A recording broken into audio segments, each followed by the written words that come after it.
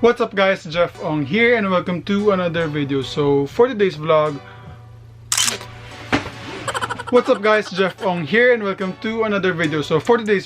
we are gonna unbox shoes that I got from the pre-holiday sale of Urban Athletics. So let's go.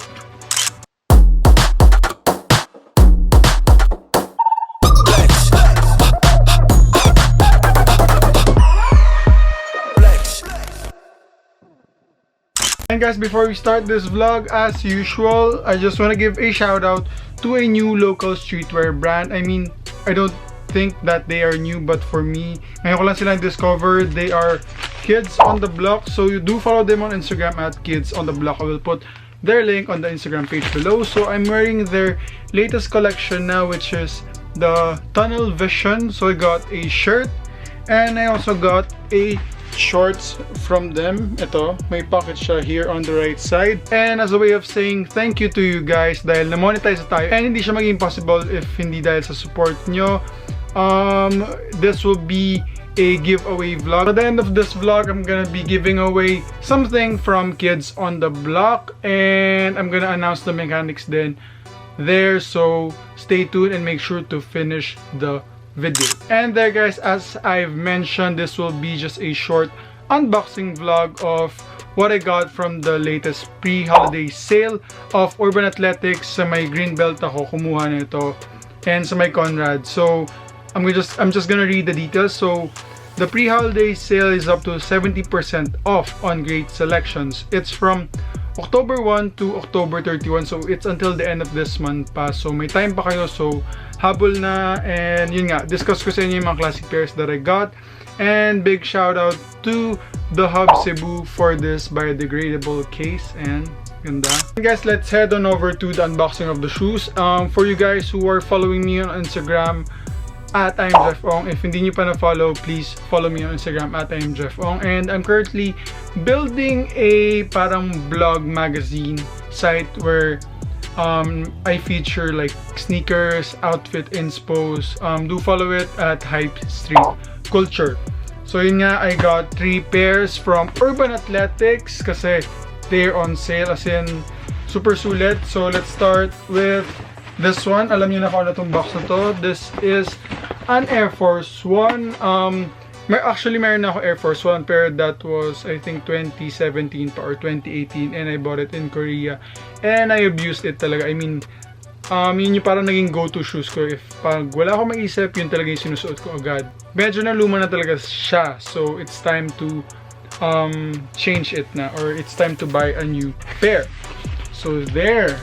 Alam ko, familiar na kayo lahat sa Nike Air Force 1. Ayan, it's triple white na classic Air Force 1. So we got it in size 9.5.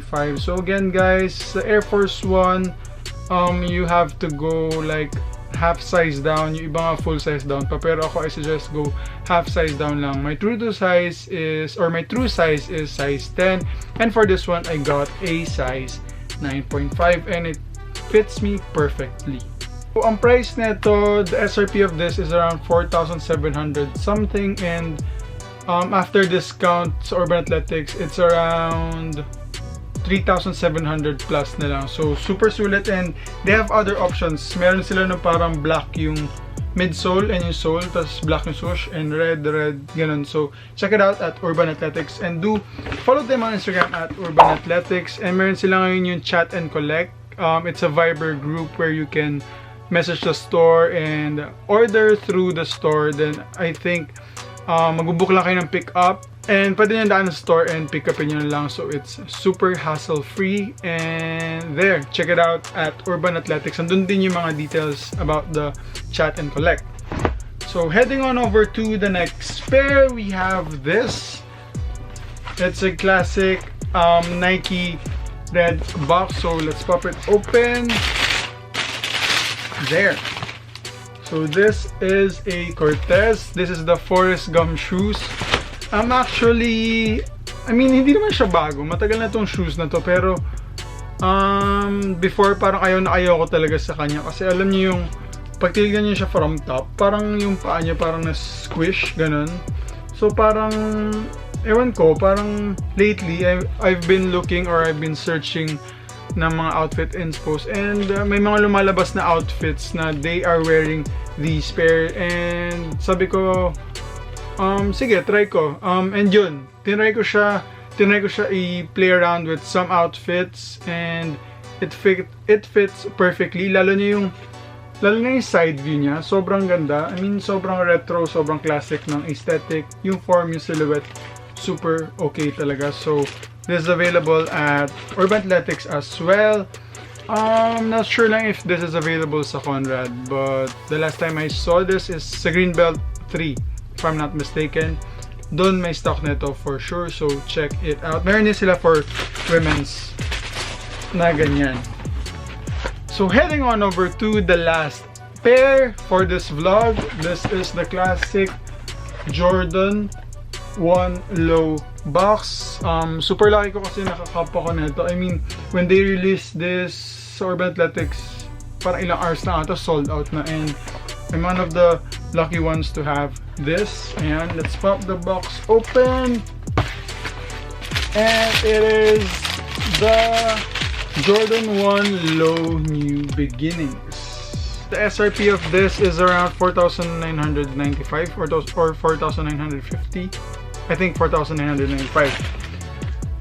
So there, sa mga hindi nakakap ng New Beginnings pack noong February, I think this is a good alternative. It's a New Beginnings pair. It's low lang.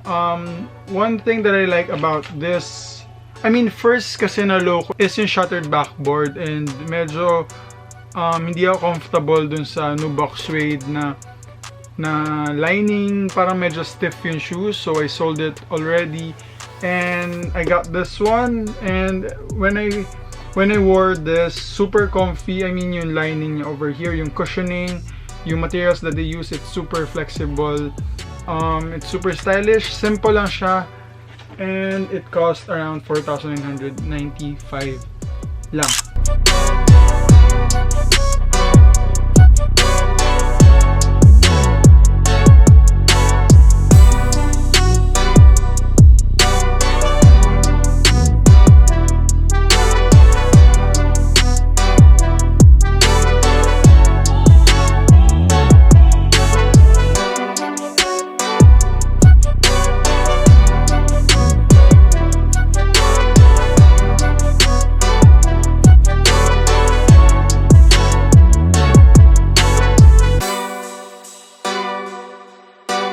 And that's it, guys. Yun nga, this will be a short unboxing vlog lang. Kasi I just wanna announce, yun nga, yung pre-holiday sale ng Urban Athletics. It's until October 31, so it's until the end of this month.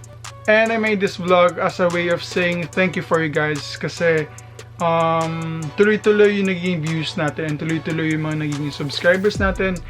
And yun nga, please guys, click the notification bell and click the subscribe button if hindi pa kayo nakasubscribe. And ay nga, show ko lang sa inyo yung mga different shirts pa from Kids on the Block. So yun nga, ito yung kanina yung Tunnel Vision, the black one. Actually maganda yung back print niya. Yan. So we have this, a beanie, and the gray shorts that I showed you earlier. And we have two more shirts over here. Ito, the white one, it has the parang logo ng Kids on the Block over here. I'm not gonna open this one, so I'm gonna use it the next day. I mean, I'm gonna use it tomorrow siguro, or kung kailan man ako alis mag-grocery.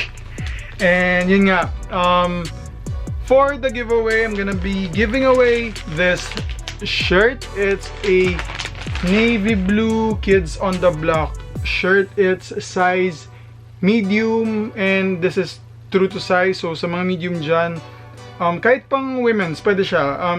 Magiging oversized lang yung fit niya. And this is the design. Actually, hindi ko na siya bubuksan na kasi hindi ako marunong magtupi. Kaya, ayan. I'm gonna be giving away this one, this shirt. Ayan, babalik ko lang. I'm gonna be giving away this shirt to one lucky winner. And for this one, the mechanics will be just super simple. Just comment shirt and your Instagram handle para makontak ko kayo sa Instagram. And yun nga, comment shirt together with your Instagram handle follow Kids on the Block on Instagram, follow I am Jeff Ong on Instagram, follow Hype Street Culture on Instagram, and that's it. Kahit ilang entries, more entries, mas maraming chance na winning. And that's it guys, so make sure to join my giveaway. This will not be the last. May mga giveaway pa tayo soon. I'm gonna be making a vlog on football jerseys again. I'm gonna do a part 2 on how I style it, and we're gonna be giving away football jersey kits.